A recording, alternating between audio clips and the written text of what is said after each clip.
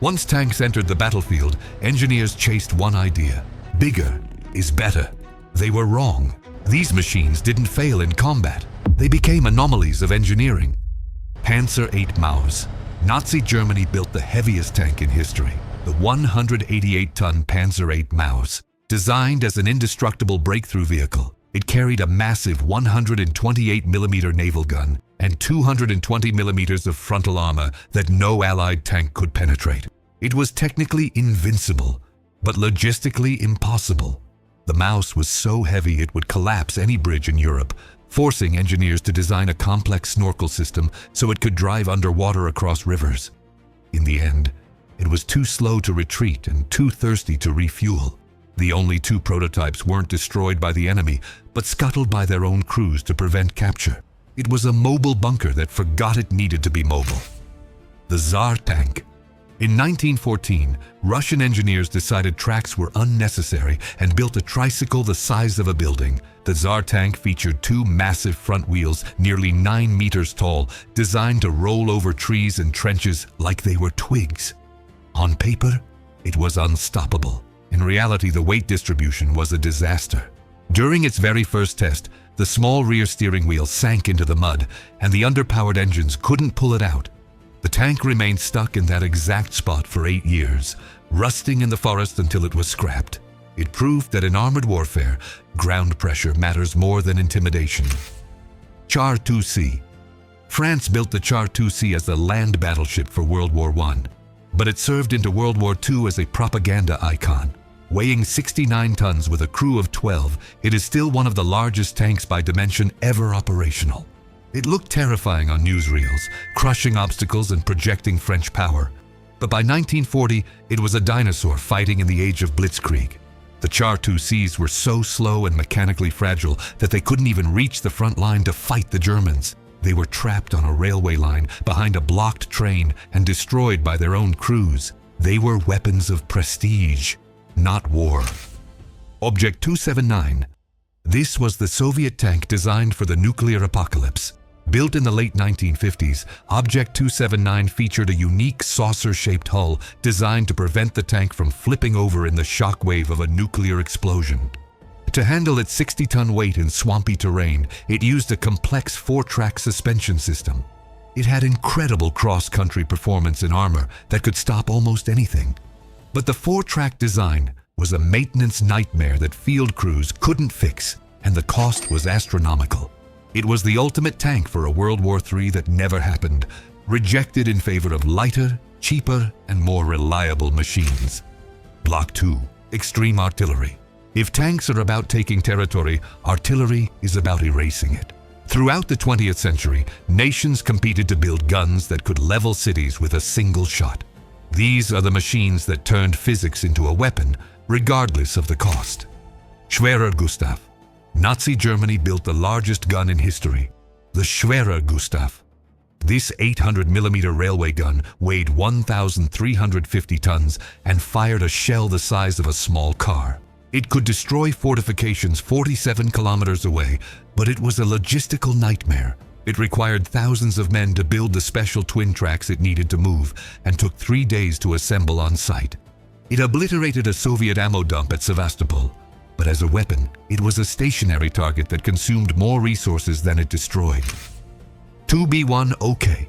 In 1957, the Soviet Union built a mortar to fire nuclear warheads. The 2B-1 Oka featured a monstrous 420mm barrel extending 20 meters long.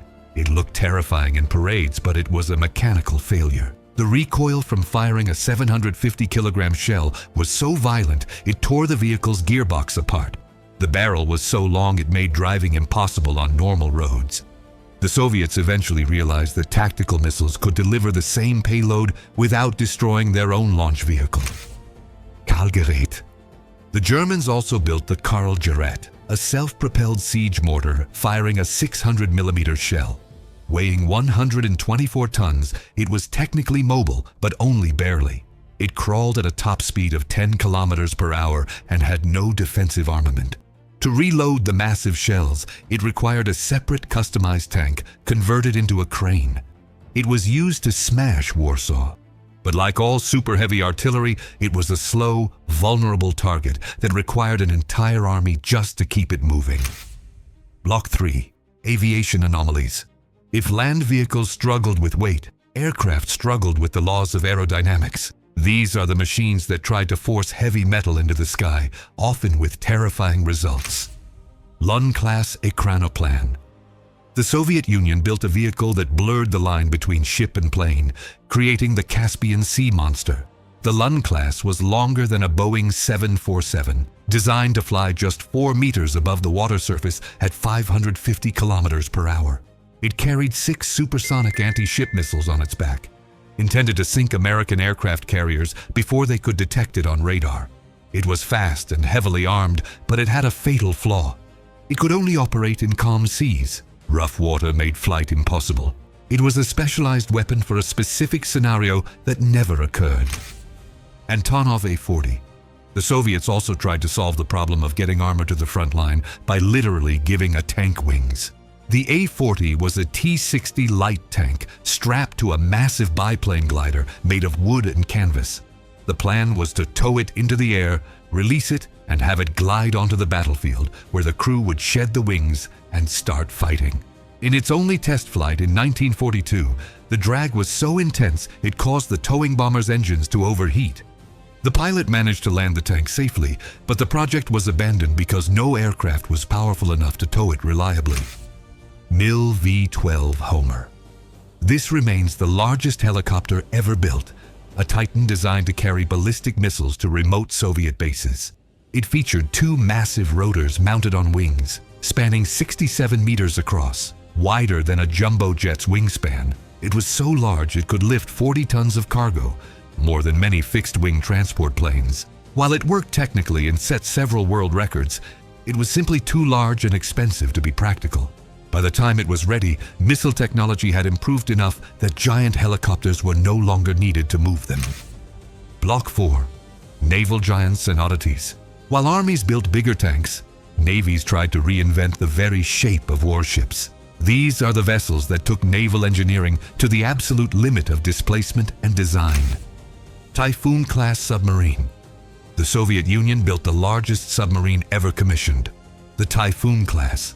Displacing 48,000 tons submerged, it is essentially an underwater mountain of steel. It was designed with a reinforced double hull, specifically to smash through 3 meters of solid Arctic ice and launch 20 intercontinental ballistic missiles. It was so massive that it included a swimming pool and sauna for the crew to endure months underwater. But its sheer size made it incredibly expensive to maintain, and today, these giants are being replaced by smaller, quieter, and more efficient boats. The Novgorod. In the 19th century, Imperial Russia tried to reinvent the warship by making it a perfect circle. The Novgorod was a circular ironclad designed to be a stable gun platform that couldn't capsize. In theory, it allowed for heavy armor and massive guns on a shallow draft. In practice, it was a disaster. The ship was hydrodynamically unstable and spun uncontrollably in strong currents. When its main guns fired, the recoil would sometimes cause the entire vessel to rotate, making aiming impossible. It remains one of the weirdest experiments in naval history. Block 5. The Atomic Age Concepts, Nuclear Power. Chrysler TV-8. America considered powering tanks with nuclear reactors, leading to the Chrysler TV-8. This was a concept for a medium tank where the entire crew, ammunition, and engine were housed inside a massive bulbous turret designed to float in water. While Chrysler proposed a vapor cycle engine powered by a small nuclear reactor, they only built a mock-up. The Army rejected it because having a radioactive reactor inside a vehicle designed to attract enemy fire is a catastrophic idea. It stands as a monument to atomic age optimism, where feasibility was secondary to innovation. Convair NB-36H. While the tank remained a concept, the U.S. Air Force actually flew a nuclear reactor. The Convair NB-36H was a modified bomber carrying a functional 3-megawatt nuclear reactor to test radiation shielding for future atomic aircraft. It flew 47 times over Texas and New Mexico with a dedicated hot phone line to the president. If the plane crashed, paratroopers were on standby to cordon off the radioactive wreckage. The project proved that while you can fly a reactor, the risk of a flying Chernobyl crashing into friendly territory was simply too high to accept. Subscribe and leave a like on the video.